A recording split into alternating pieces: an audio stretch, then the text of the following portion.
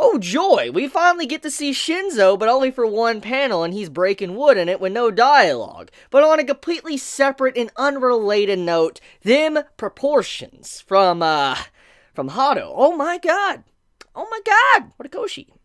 I know what you did there, okay? Like, it's obvious that this man made a miscon event for this arc just to probably draw certain characters in dresses. I mean, seeing Hado in that dress, I'm like, that's some quality. That's some quality artwork, you know, Horikoshi. I have to say, them proportions are spicy. So let's get the elephant out of the room, okay? Because I've been seeing this a lot all day long on social media, and it's something that I need to address. So everybody has been focusing on the Minato line from this chapter and what he said to Eri. Now, before we go any further, I'm not defending how disgusting that comment is. At the same time, though, people, I think, are blowing it out of proportion and basically just saying that is the whole point of the chapter and it ruins the chapter or whatever. I just think people need to chill somewhat. But let's get into it. Why are people so upset? So, apparently a lot of people today are upset with Minato because of what he said to Eri. Now, what he said to Eri, he basically says, you know, in 10 years, you know, come back, basically. Like, he was saying, in 10 years from now, you know, I can't wait to be with you. Minato being a pervert, okay, towards Eri. And when you look at that scene, it is creepy, I'm not gonna lie. But at the same time, it does show that Minato isn't going after Eri. He's like, just give her, you know, 10 years and then he will. And it's sticking him in character. I meant to staying in character in that moment, but people are really upset with what he said because, as we know what Eri's been through. We know how her past is, how her upbringing, everything. We know how she is as a person. And so Minato saying something like that, it's very inappropriate, okay, for the situation, and I see why people are upset, but I feel like people are just drastically, like, overblowing the entire situation, like, blowing it up, acting like, you know, it destroyed this chapter because of that one moment, which was just a quick line. So I'm just gonna say chill, okay? Yes, I know it's bad, I'm not excusing it, but come on now, seriously. So, big thing about this chapter is that Eri has arrived to the school. Now, we do get some clarification that our characters haven't had, like, a time skip. I mean, with Eri popping up at the end of last chapter, I figured we were gonna skip forward to when the Culture Festival was gonna start, but that did not happen. Apparently, Eri has been brought to the school very early, forcing to kind of adjust to the environment, which makes a lot of sense. Let's get right into that. So, basically, the reason why Eri is here so early is because since she is very unstable at this time, you know, because she can just, you know, have an, like, emotional breakdown or something, or, you know, panic, she might activate her quirk and cause problems for people around her, and we know how devastating her quirk can possibly be. And so, the reason why she's being brought here early is for she can adjust to everything, the environment and all that, and for when she finally does pop up and all that, and the Culture Festival starts, then she'll be kind of adjusted to everything and she won't freak out. That's the whole point of it. So Eri's getting to meet everybody before all the events happen, and it was a very sweet chapter. The main point of the chapter was just showcasing, you know, how the Culture Festival is coming along, and Eri getting to see everybody, the entire cast of characters of UA, and how she feels about them. But let's back up real quick, and let's talk about the beginning of the chapter. Izuku, he is failing at dancing. He's not really doing that good of a job, and there was a little bit of a gag at the beginning of the chapter, but overall, though, apparently he is messing up in some of his dance moves, and as I've already said multiple times in my previous reviews, I do believe that Izuku is probably going to incorporate dancing into his fighting style, because he's done this many times. So I'm not going to rehash what I said in the past, I'm not going to go too deep into that, but, you know, I feel like that's going to happen. But apparently, he's not doing a good job, which I feel like is the main reason why he was fired at the end of the chapter, which I feel like there might be more going on there than meets the eye, which I'll talk about that in just a second. But I mean, the entire moment with "you're fired," it reminded me, hopefully I'm not the only one to fake this, but it reminded me of the Trump slogan. You know how Donald Trump, how he's like, "you're fired," and all that? It's a big thing. It was a big meme. It still is a meme to this day. And when I saw that from Mina, when she's like, you know, putting her hand on, you know, Izuku's shoulder, she's like, "you're fired," and you see everybody just upset and all that with a downcasted face, I'm like, yo, did Horikoshi just, like, do a Donald Trump moment? I'm like, okay, I see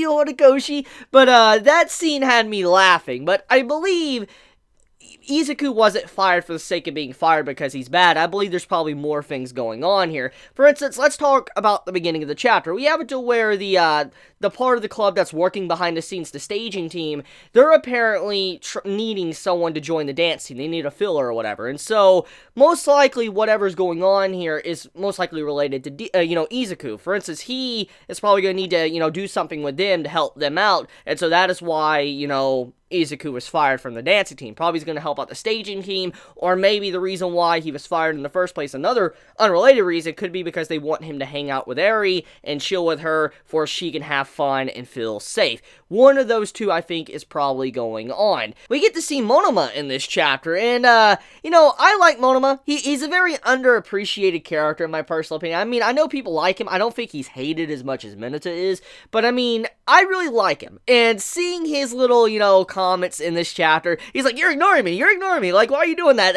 I love it. I love his character. I love his rivalry with, our main cast of characters. It just always gives me a smile and I get to laugh. And so seeing him in this chapter and how, he basically got just knocked out instantly, I had a good chuckle. I did. So, yeah, it was nice to see him. It was also really nice to see, Togata in this chapter and how he is still one of my favorite characters of this series. So, he starts off in this chapter with Eri, coming out and all that, about to, see everybody. He actually says, like, here's a peach, and you see him sticking his butt outside of the bushes, and I'm like, only Togata would do something like that. And I laugh because this man, he's precious. Just how he goes about trying to make a funny entrance or whatever. I'm just like, he's such a good character. He's such a lively person. And I mean, for him to be able to do stuff like this, it does show and speak volumes for who he is in the first place. Because as I've already said many times, he lost everything. And now that he's,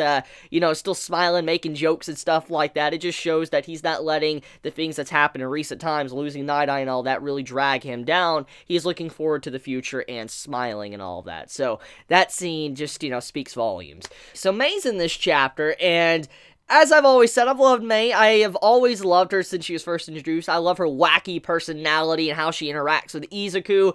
And seeing her in this chapter, there wasn't really a whole lot going on besides her letting us know that one of the big things about this event of the Culture Festival is for, the science team and all that, for them to be able to showcase all their different stuff, their gadgets and all of that, for, people can notice them, other companies can notice them. So this is very important. It's definitely more important than the sports festival that we had a while back. This is more important for them. It's like they're the main primary focus of this event. So I am looking forward to seeing how May shines in this upcoming arc.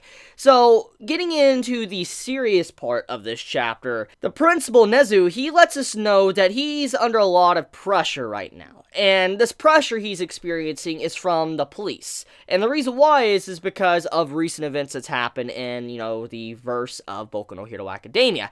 As we know, UA has constantly come under fire from the public and media and all that because there's constantly been break-ins to the school. The children have been put in danger. You have the children now having to be in dorms and protected and all that on, campus. Just, it's been very dangerous. And so, obviously, because of media backlash, public, and all of that, the principal is going to be pressured. And because of the recent stuff that has happened, obviously, the police would come and talk to the principals like, hey, look, I know this is important to you. I know that the Culture Festival is good, but you should call it off. I don't think you should probably continue to do this. You should call it off, and we should just, stay low and just raise the next generation of heroes. That's what, the police was trying to say to the principal. And the principal's like, look, I know what you mean. I understand what you're trying to say, but at the same time, this is very important because, as we know, everybody in the school is very stressed right now, and they don't want all the kids to get even more stressed and having to make it to where they can't even enjoy their school life. They can't even enjoy, festivals because they're just so pressured by villains possibly invading and taking over,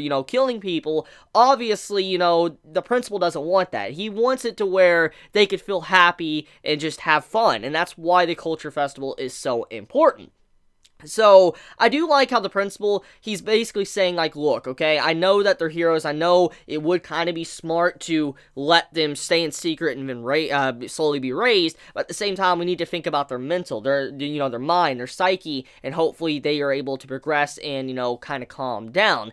So, yeah, he's experiencing a lot of issues, and basically it's stated that if an attack does happen, then there will be no way to really stop the outlash, the next upcoming public backlash, that will probably happen, which we know for a fact will happen. And obviously, because of what was said in this chapter, that does mean that, the principal and everybody else is going to come under fire once again. And I do believe that before everything is said and done, something is telling me that the principal is going to get most likely fired. I have a feeling, like a hunch, that the principal is probably getting set up to get fired from the school because of he's obviously going to get backlash. I mean, Gentle's going to break in, the principal's going to get fired, and then worse things are going to happen. So I just feel like that. I have a feeling that is probably going to happen before everything is said and done.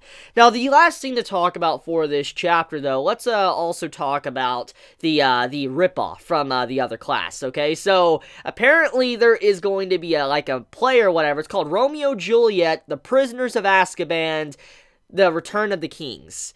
I'm just like, did that just happen? Like, did Horikoshi just, did he just reference Harry Potter, Romeo and Juliet, and Lord of the Rings? Like, did he just, no, he did not. I mean, I gotta give props to Horikoshi. Like, that's a ballsy move, but at the same time, I gotta say, I love those movies. I really do. And I love the story behind Romeo and Juliet. I'm a big sucker for that. I love, Lord of the Rings, Return of the King. That's one of my favorite movies of all time, or favorite trilogies of all time. And then also Harry Potter, The Prisoner of Azkaban's a solid movie. So, I mean, just overall, those references, grade A, Horikoshi, grade A. So I want to end it here. Let me know your thoughts in the comments below. If you enjoy my content, please subscribe. If you like this video, please leave a like. And I love you guys. Please be safe. Chibi out.